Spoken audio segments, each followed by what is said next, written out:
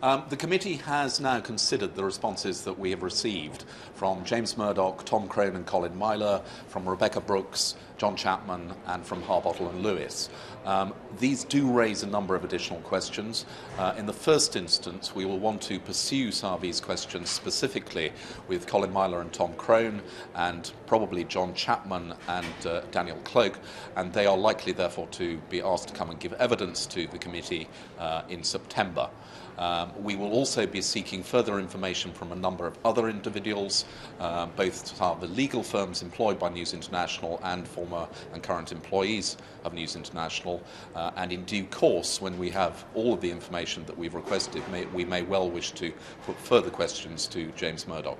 So at this stage, you're not able to say whether or not you need to recall James Murdoch. Has he answered some of your questions in written form, in a letter? Yes, we've had a response from James Murdoch in which he has supplied a number of pieces of information which are new to the committee, and particularly details about some of the payments that were made to Clive Goodman and Glenn Mulcair.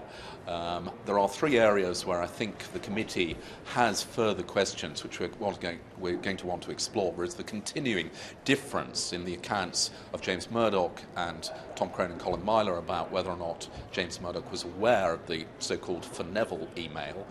There is the question about the size of the settlement paid to Gordon Taylor and what influenced that, and then we have the question of the continuing payment of Glenn Mulcair's legal fees and the size of the payoff for Clive Goodman. Those are all areas where I think the committee is going to want to explore further.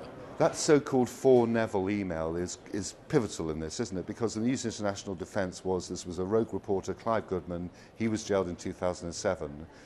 If James Murdoch knew about that email, it would suggest that he knew that phone hacking was more widespread. Has he said anything in his reply to you that reassures you that he didn't know? Well, he very specifically says that he was not aware of the for Neville email. It was not shown to him and he wasn't told about it. But that is not what Tom Crone and Colin Myler have said. So there remains this difference in accounts.